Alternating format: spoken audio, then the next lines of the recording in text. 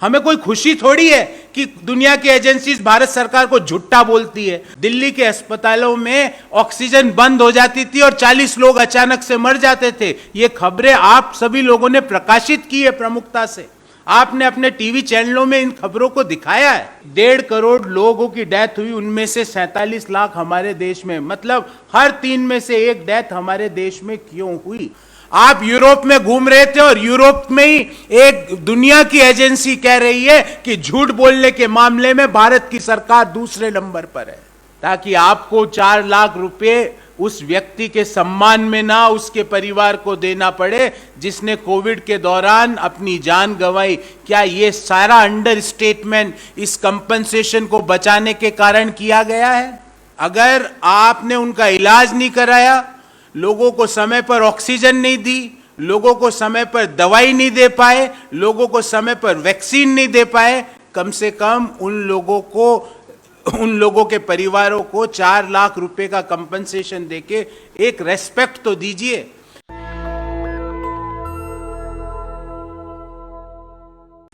प्रधानमंत्री जी अभी यूरोप की यात्रा से लौटे हैं और उसी यूरोप में एक संस्थान है विश्व स्वास्थ्य संगठन WHO। जब प्रधानमंत्री जी यूरोप में घूम रहे थे, क्योंकि दिल्ली में बड़ा पावर कट है, गर्मी भी है, उसी समय यूरोप की एक संस्था, वैश्विक संस्था जिसका हेडक्वार्टर यूरोप में है, वो कह रही थी कि दुनिया में झूठ बोलने में नंबर 2 स्थान है भारत का। हालांकि उस संस्था भारतीय जनता पार्टी कह सकती है कि हमने झूठ बोलने में पाकिस्तान को हरा दिया, क्योंकि पाकिस्तान हमसे पीछे है झूठ बोलने में। पर हिंदुस्तान ने जो कोविड की डेथ्स है उसको दुनिया में नंबर 2 स्थान पर झूठ बोला है। ये WHO का आंकड़ा है, मेरा, आपका, किसी और का नहीं। विश्व स्वास्थ्य संगठन, जिसकी प्रामाणिकता पर, विश्वसनीयता पर दुनिया का हर देश विश्वास करता है, वो कहती है कोविड की मौतों के मामले में दुनिया में दूसरा सबसे झूठा डाटा भारत सरकार ने दिया है। ये मेरा नहीं, भारत सरकार के लिए उन्होंने इस शब्द का प्रयोग किया है। उनका ये कहना है कि 2020-21 में भारत सरकार ने 4,81,000 कोविड डेथ्स दिखाई, जबकि वास्तव में 47 लाख कोविड की डेथ हुई। मतलब जितनी भारत सरकार ने डेथ्स दिखाई उससे 10 गुना ज्यादा कोविड की डेथ्स भारत में हुई। हमसे आगे झूठ बोलने के मामले में सिर्फ एक ही देश है जिसने 11 गुना बताई। हम थोड़ा सा चूक गए प्रथम स्थान आने में। और ये एक डाटा नहीं है वैश्विक, दूसरा एक और डाटा आपको देता हूं। लैंसेट ने एक स्टडी करी, और लैंसेट जब स्टडी करता है तो पूरे रिसर्च पैमानों का ध्यान रखा जाता है।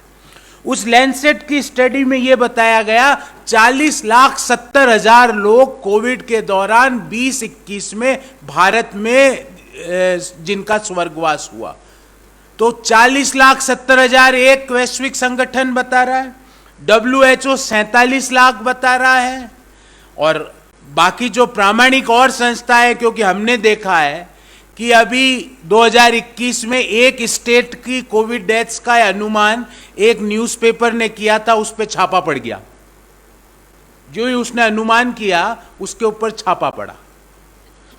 तो हम ये पूछना चाहते हैं कि 1.5 करोड़ लोगों की जान कोविड में दुनिया में गई, उसमें से 47 लाख इंडिया में। मतलब दुनिया में हर 3 में से 1 व्यक्ति हिंदुस्तान में कोविड के दौरान जिसकी डेथ हो रही थी। भारत सरकार ने देश के लोगों की प्रामाणिकता और विश्वसनीयता को तार तार क्यों किया? क्यों दुनिया की एजेंसीज, वैश्विक एजेंसीज कह रही है कि झूठा डाटा देने में दुनिया में नंबर 2 स्थान पर भारत है, ऐसा वैश्विक एजेंसीज क्यों कह रही है? क्यों हमने हमारी कोविड डेथ्स को 10 गुना कम करके दिखाया है? ऐसा क्यों किया गया है? भारत सरकार ने चिर परिचित अंदाज में कह दिया हम इस डेटा को नहीं स्वीकार करते हैं। ठीक है, CMI का डेटा आप स्वीकार नहीं करते हो, WHO का डेटा आप स्वीकार नहीं करते हो, आपको अंतर्राष्ट्रीय मैगजीन डिवाइडर इन चीफ का खिताब देती है, उसकी बात आप स्वीकार नहीं करते हो। हिंदुस्तान के एक अखबार ने एक मध्य प्रदेश राज्य में बताया कि 1 महीने में 1 लाख से ज्यादा कोविड के दौरान मृत्यु हुई, उसके ऊपर आपने छापा पड़वा दिया।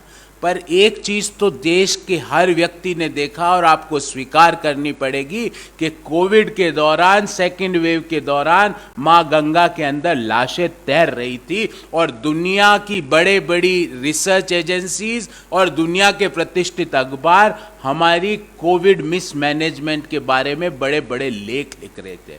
एक बात तो आपको स्वीकार करनी पड़ेगी कि दिल्ली में, देश के बड़े शहरों में, लखनऊ में ऑक्सीजन नहीं मिलने के कारण सड़कों पर लोग दम तोड़ रहे थे। एक बात तो आपको स्वीकार करनी पड़ेगी कि ऑक्सीजन नहीं होने के कारण लोग, जिस तरह से रेमडेसिविर नहीं होने के कारण, ICU बेड नहीं होने के कारण, पर्याप्त व्यवस्था नहीं होने के कारण लोग तड़प तड़प के कोविड 1 और कोविड 2 पहली और दूसरी वेव में हिंदुस्तान में मर रहे थे। कि मोदी जी, आपने देश की प्रामाणिकता और विश्वसनीयता को एक बार पुनः दुनिया के पटल पर तार तार क्यों किया? आप यूरोप में घूम रहे थे और यूरोप में ही एक दुनिया की एजेंसी कह रही है कि झूठ बोलने के मामले में भारत की सरकार दूसरे नंबर पर है।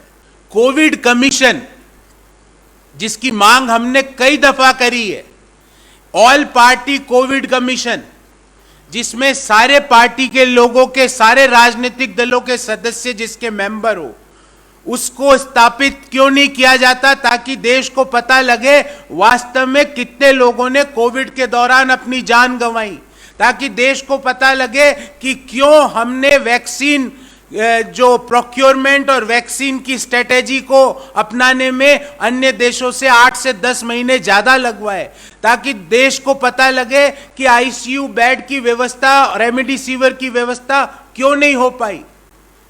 हम मांग करते हैं कि 4 लाख रुपए कोविड कंपनसेशन बचाने के कारण, ताकि आपको 4 लाख रुपए उस व्यक्ति के सम्मान में ना उसके परिवार को देना पड़े जिसने कोविड के दौरान अपनी जान गंवाई। क्या ये सारा अंडरस्टेटमेंट इस कंपनसेशन को बचाने के कारण किया गया है? हमारी स्पेसिफिक 2 मांगे हैं। भारत सरकार इमीडिएटली जिन जिन लोगों की, और जैसा कि लैंसेट और WHO की स्टडीज कह रही है, 47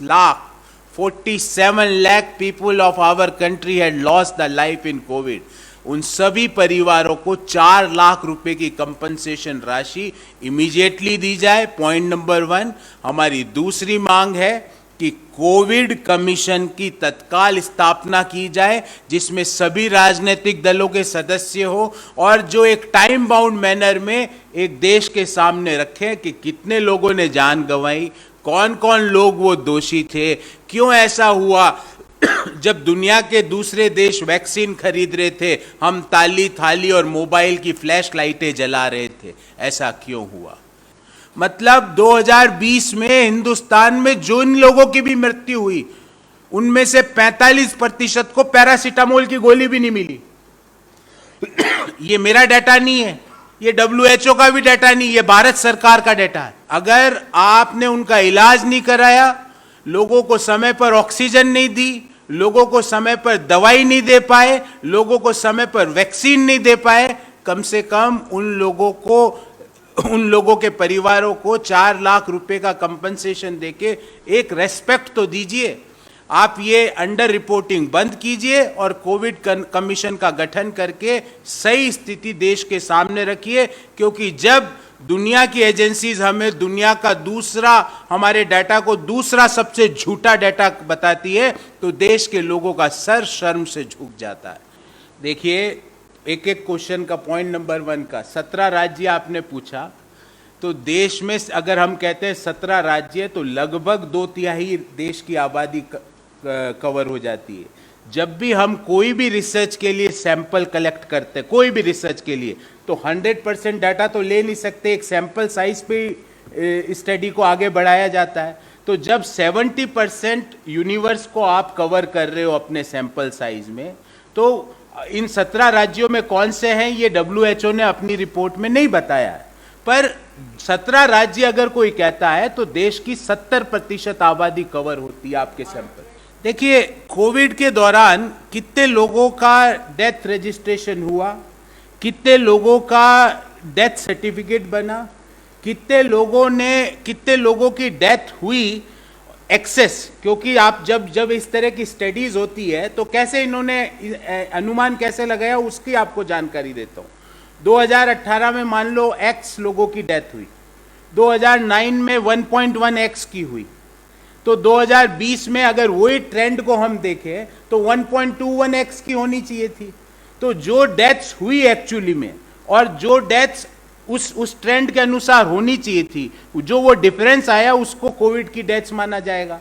देखिए, मैं तो बोल रहा हूं ना, भारत सरकार पूरा कोविड कमीशन बैठा है, मैं तो बोल रहा हूं कि सारे राज्यों से डाटा वापस इकट्ठा किया जाए।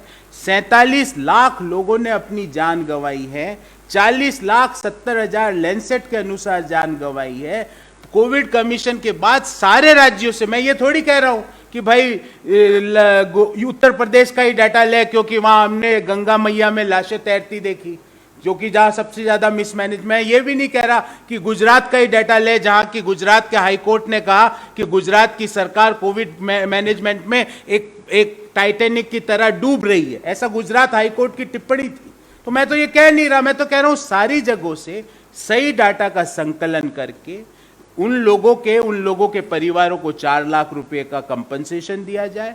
और ये 47 लाख लोगों की डेथ क्यों हुई, क्यों दुनिया में 1.5 करोड़ लोगों की डेथ हुई, उनमें से 47 लाख हमारे देश में, मतलब हर 3 में से 1 डेथ हमारे देश में क्यों हुई? इन चीजों का जवाब दे। क्या प्रॉब्लम थी, क्यों ऑक्सीजन समय पर दिल्ली में नहीं पहुंच पाई, क्यों दिल्ली में अस्पतालों में लोग ऑक्सीजन नहीं मिलने के कारण 50-50, 40-40 लोग लगातार दम तोड़ रहे थे। देखिए, मैं तो ये कह रहा हूं कि आप मोदी जी यूरोप में थे और WHO का हेडक्वार्टर है स्विट्जरलैंड जिनेवा में। आप जहां पर थे उससे 100-150 किलोमीटर दूर एक दुनिया की वर्ल्ड हेल्थ ऑर्गेनाइजेशन की एजेंसी आपको कह रही है कि आपने जो भी डाटा दिया वो 10 गुना कम आंक के दिया।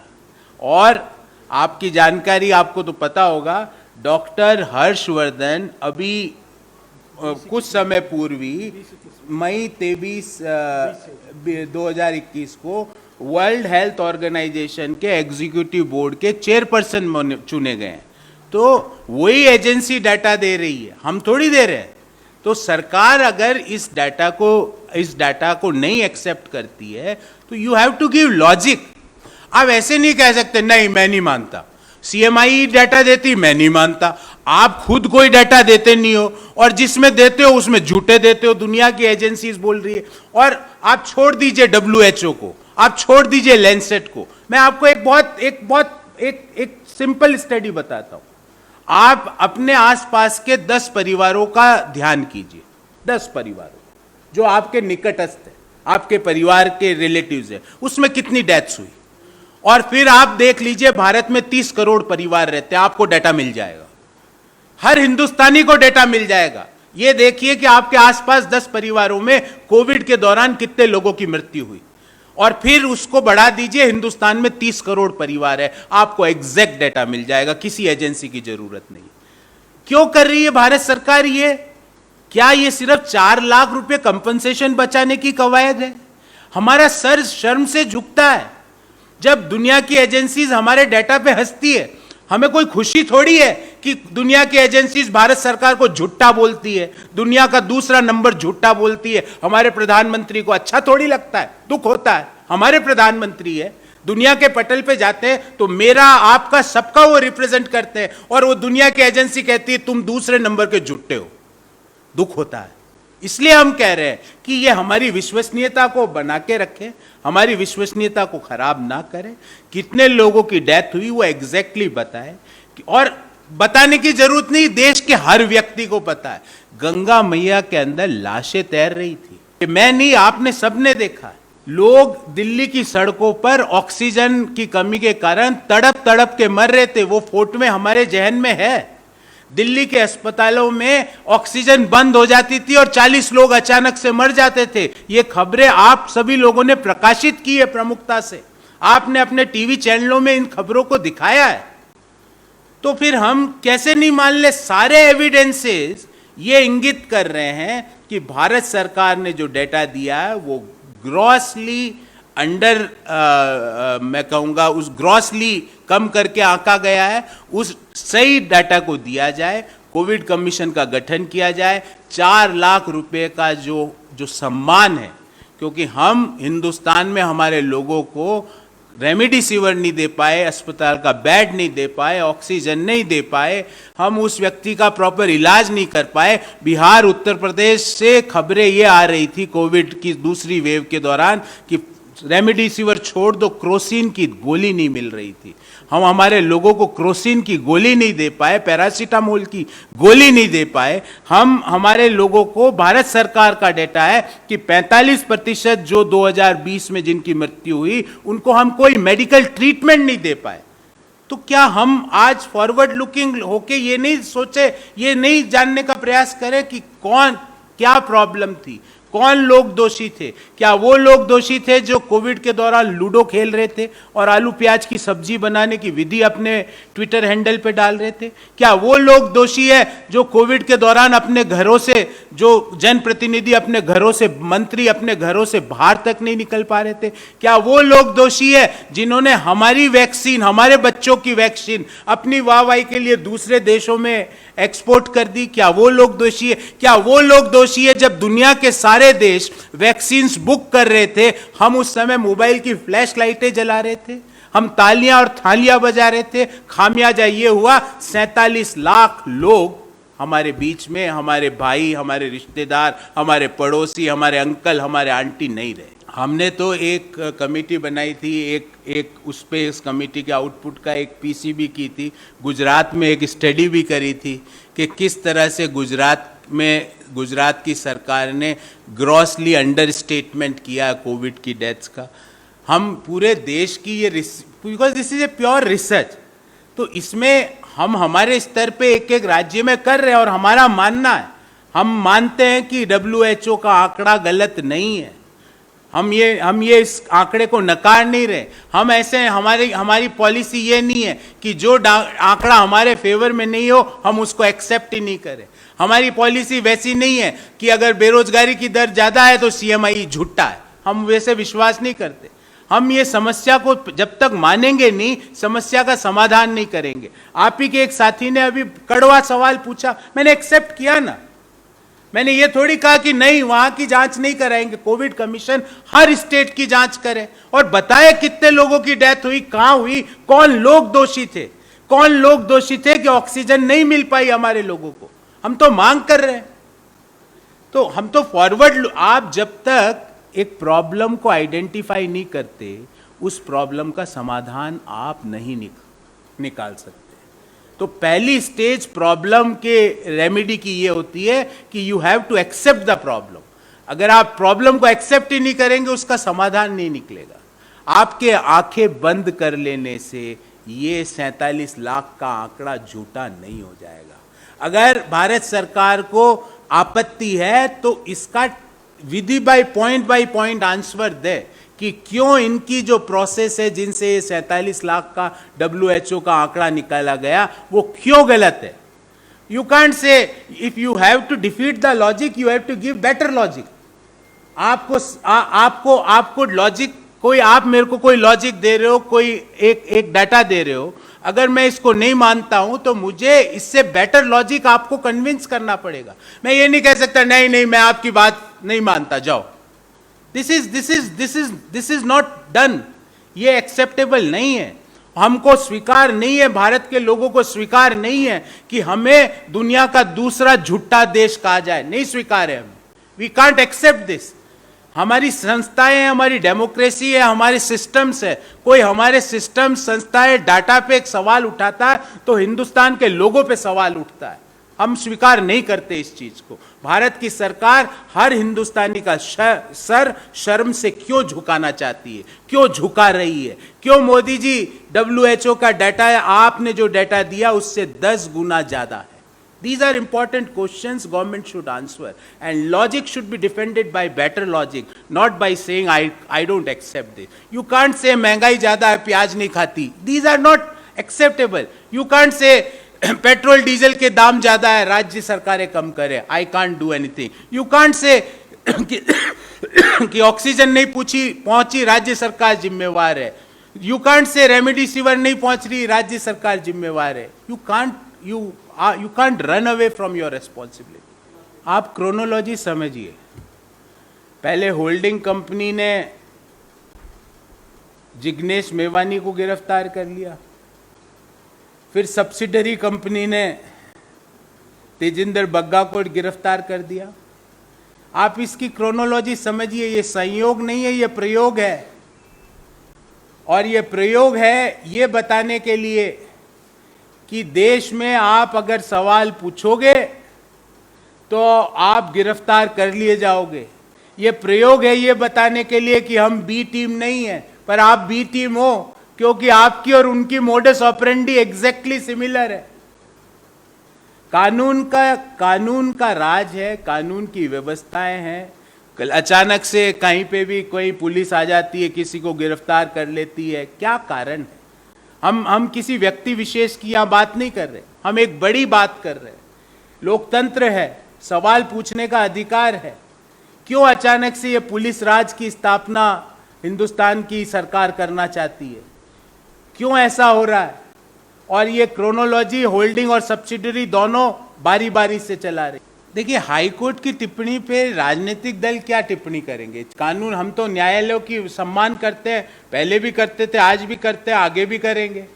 हम तो सुप्रीम कोर्ट की और कर्नाटक हाई कोर्ट की रूलिंग का भी सम्मान करते हैं, जिसने कहा एक निश्चित डेसिबल से ज़्यादा ना तो मस्जिद से आवाज़ आनी चाहिए, ना किसी समारोह से आनी चाहिए, ना मंदिर के लाउड स्पीकर से आनी चाहिए। हम तो कानून का सम्मान करते हैं, हम कानून के बारे में हम क्या टिप्पणी करें? नेशनल दस्तक की आपसे गुजारिश है कि अगर इसको बचाना चाहते हैं तो नेशनल दस्तक को सब्सक्राइब करने के लिए रेड कलर के सब्सक्राइब बटन को दबाएं, फिर बेल आइकन की घंटी दबाएं।